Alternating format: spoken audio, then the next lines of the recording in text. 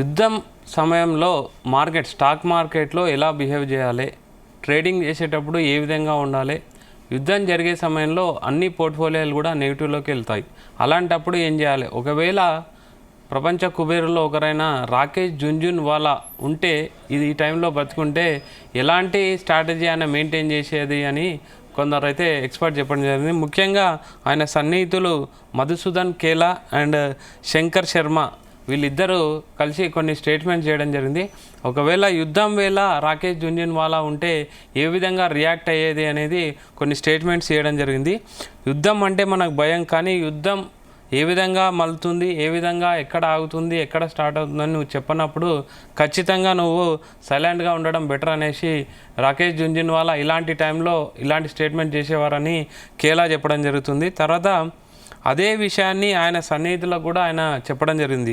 అంటే ప్రజెంట్ మనకు యుద్ధం ఎప్పుడు ఆగుతుందో తెలియనప్పుడు ఖచ్చితంగా సైలెంట్గా ఉండాలని రాకేష్ జుంజున్వాలా చెప్పేవాడని చెప్పడం జరుగుతుంది. అంటే మార్కెట్లో అన్సర్టనిటీస్ ఉన్నప్పుడు ఎక్కువగా ట్రేడ్ చేయడం చాలా రిస్క్ అని చెప్పడం జరుగుతుంది. అంటే sometimes better action is no action అని ఆయన స్టేట్మెంట్ చేయడం జరిగింది. తర్వాత ట్రెండ్కి వ్యతిరేకంగా పోవద్దు అంటే ఆయన చెప్పేందంటే గోల్డెన్ రూల్ ముఖ్యంగా ఏంటంటే బ్రేవ్గా ఉండొద్దు, ట్రెండ్ని ఫాలో కావాలి. మార్కెట్ పడిపోతుంటే స్టబన్గా బై చేయొద్దని చెప్తున్నాడు. మార్కెట్ పెరుగుతుంటే అన్సర్టనిటీస్ ఫియర్ ఎక్కువగా ఉంటాయి కాబట్టి స్టబన్గా అంటే కంటిన్యూస్గా బై చేయొద్దని ఆయన చెప్తున్నాడు. ట్రెండ్ ఫాలో కావాలి అని చెప్తున్నాడు. ట్రెండ్ ఈజ్ యువర్ ఫ్రెండ్ అని ఆయన రాకేష్ జుంజున్వాలా చెప్పేవాడని చెప్తున్నాడు. తర్వాత రిస్క్ మేనేజ్మెంట్ అసలు గేమ్ ఇదే అని శంకర్ శర్మ కూడా చెప్పడం జరిగింది. రాకేష్ జుంజున్వాలా సన్నిహితుడు చెప్పిన మాట ఏంటంటే ప్రతి బంతిని కొట్టాల్సిన అవసరం లేదు, మార్కెట్ అనేది ఒక క్రికెట్ లాగా ప్రతి షాట్ని ట్రేడ్ చేయాల్సిన అవసరం లేదు, ప్రతి ట్రేడ్ని తీసుకోవాల్సిన అవసరం లేదు, ప్రతి ట్రేడ్లో లాభం రాదు.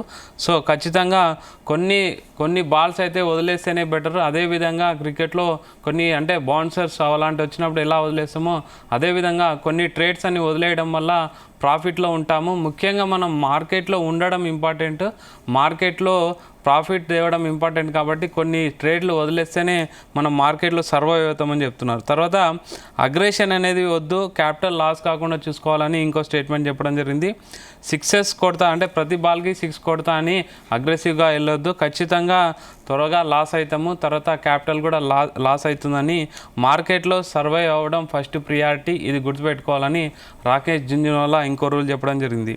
టర్నింగ్ పాయింట్ ఎప్పుడు వస్తుందంటే మార్కెట్ అని చెప్పిందంటే బ్యాడ్ న్యూస్ వస్తూనే ఉంటాయి కానీ మార్కెట్ రియాక్ట్ అవ్వడం ఆగిపోతుంది. ఎప్పుడైతే బ్యాడ్ న్యూస్కి మార్కెట్ రియాక్ట్ అవ్వడం ఆగిపోతుంది అప్పుడు మాత్రమే మనము మార్కెట్ పైన మళ్ళీ కాన్సన్ట్రేట్ చేయాలి.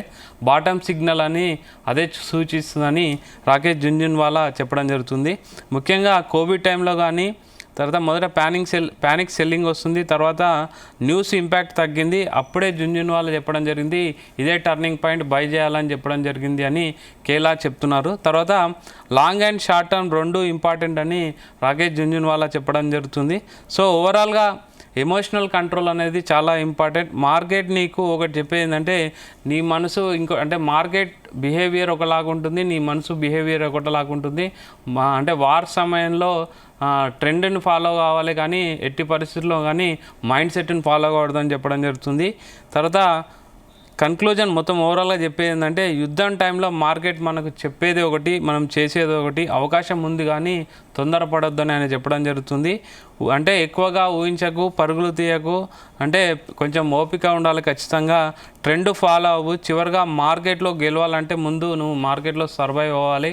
అంటే అంటే క్యాపిటల్ని మాత్రం ఎట్టి పరిస్థితుల్లో వదులుకోకూడదని రాకేష్ జుంజున్వాలా కొన్ని రూల్స్ చెప్పడం జరిగిందనేసి అంటే ఆయన సన్నిహితుడు కేలా ఇంతకుముందు ఆ మాటల్ని గుర్తు చేసుకోవడం జరిగింది. ప్రజెంట్ వార్ సిచ్యువేషన్లో మాత్రం మీ యొక్క పోర్ట్ఫోలియోలు ఉండాలంటే వెయిట్ చేయాలి.